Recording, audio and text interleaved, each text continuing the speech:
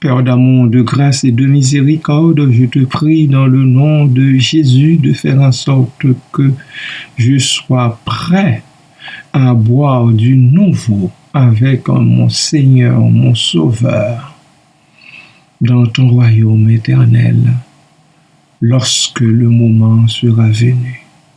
Ô Dieu de grâce, de pardon, de miséricorde, fais grâce, ô Dieu, à tous tes enfants, à tous les rachetés, à toutes les personnes qui te reconnaissent comme Père en lui. Fais-leur cette grâce. Soutiens-nous tous à cause de son sang versé pour le salaire des péchés de plusieurs. Merci Seigneur. À toi, lieu au Saint-Esprit, soit gloire, honneur, puissance et majesté, au siècle des siècles. Amen. Bien-aimés de Dieu et amis de partout, je vous souhaite le bonjour dans la paix, la toute suffisante de notre Seigneur et Sauveur Jésus-Christ. Je ne boirai plus du fruit de la vigne. Ce verset se situe dans un moment crucial de la vie de Jésus, juste avant son arrestation et sa crucifixion. Alors qu'il partage un dernier repas avec ses disciples, il annonce sa mort prochaine et institue la Sainte Seine, symbole de son sacrifice à venir. C'est dans ce contexte solennel qu'il prononce la phrase « Je ne boirai plus jamais de ce fruit de la vigne, jusqu'au jour où je le boirai nouveau avec vous dans le royaume de mon Père. » Je ne boirai plus jamais de ce fruit de la vigne. Comment comprendre la portée de cette déclaration? Jésus annonce ici qu'il ne partagera plus jamais de repas avec ses disciples avant sa mort. Il symbolise ainsi la fin de son ministère terrestre et le début de sa nouvelle vie dans le royaume de Dieu. Jusqu'au jour où je boirai nouveau avec vous dans le royaume de mon Père.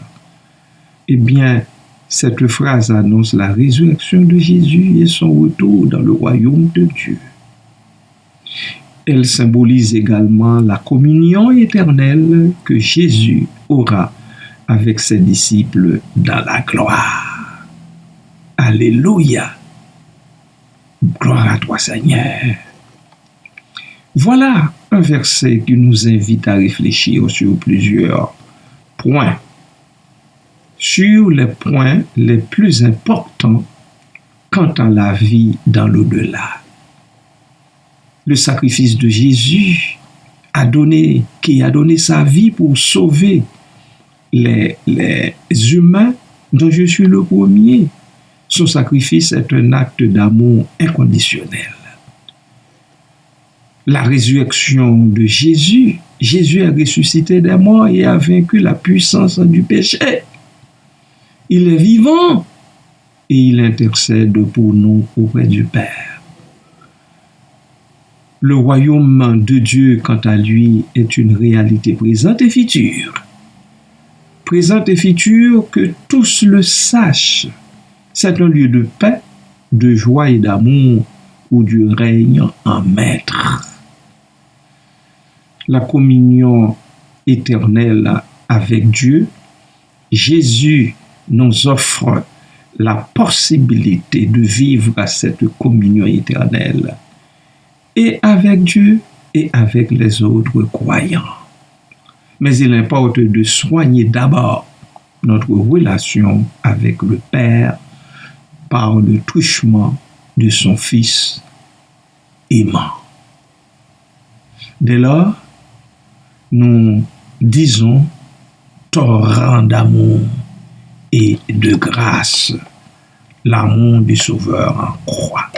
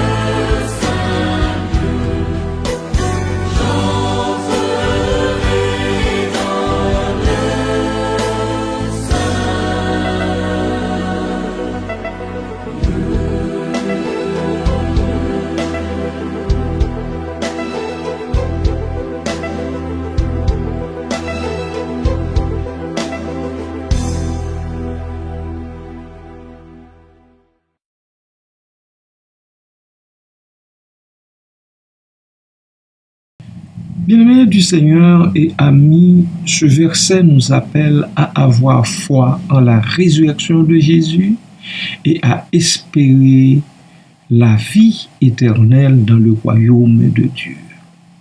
Il nous invite également à vivre une vie d'amour et de communion avec les autres. Là-dessus, je vous invite à lire le contexte dans lequel est consigné ce verset. Je veux dire le contexte de Matthieu 26, verset 29. Je vous invite également à méditer sur la passion, tandis que nous entrons dans la période, dans la saison, je pourrais dire, de la passion, de la crucifixion et de la résurrection de notre Seigneur et Sauveur Jésus-Christ.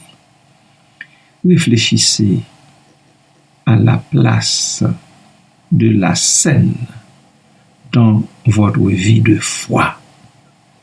Je répète, réfléchissez à la place de la scène, de la sainte scène que vous prenez à tous les mois ou chaque fois que l'occasion se présente. Réfléchissez-y. Réfléchissez quant à la place de cette sainte scène dans votre vie de foi chrétienne évangélique. Et soyez richement bénis en Christ. Amen. Pour répondre à cette affirmation de Jésus aux disciples, je lui dédie cet hymne. Dans les profondeurs de mon être, un chant s'élève. Un chant s'élève, une prière sincère.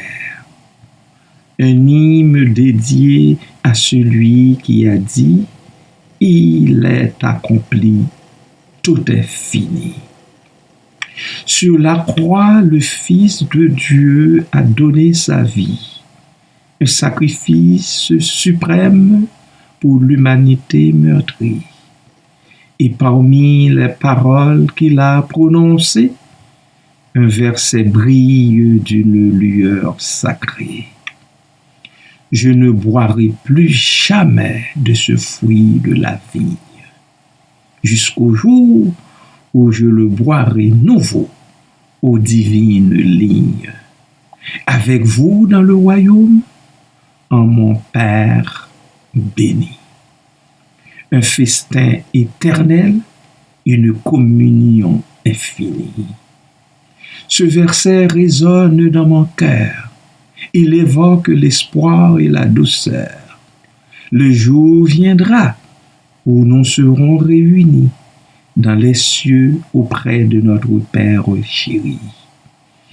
Alors que nous chantons cette mélodie, élevons nos voix avec allégresse et harmonie, car le Christ ressuscité nous a promis un festin céleste où nous serons réunis. Dans le royaume de notre Père aimant, où règne la paix, où brille le firmament, nous goûterons à nouveau du fruit de la vie, et notre joie sera parfaite, ô divine étreinte. Que cet hymne soit un hommage à la grâce et à l'amour sans âge. Que nous puissions vivre en communion avec le Christ, l'alpha et l'oméga, notre rédemption. En attendant ce jour glorieux, marchons dans la foi, restons joyeux et gardons dans nos cœurs cette promesse de partager le vin nouveau dans la tendresse. Amen.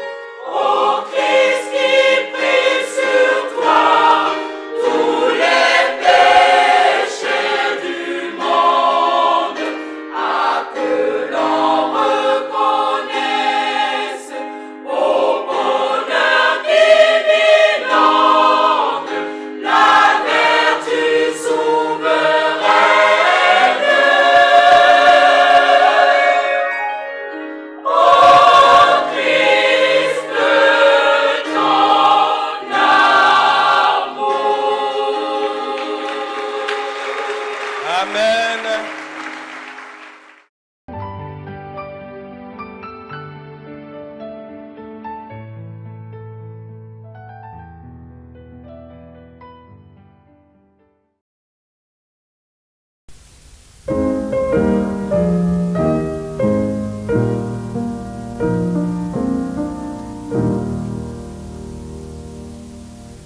L'Éternel te bénisse, l'Éternel te bénisse et te garde, fasse lever la lumière de sa face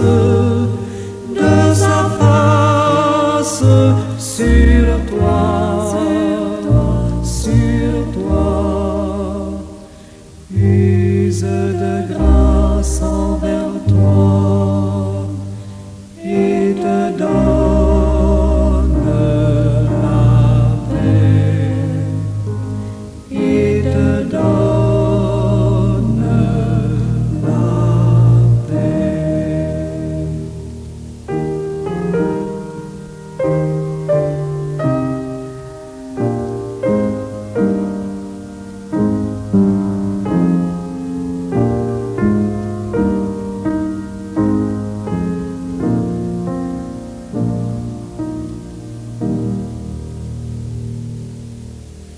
L'Éternel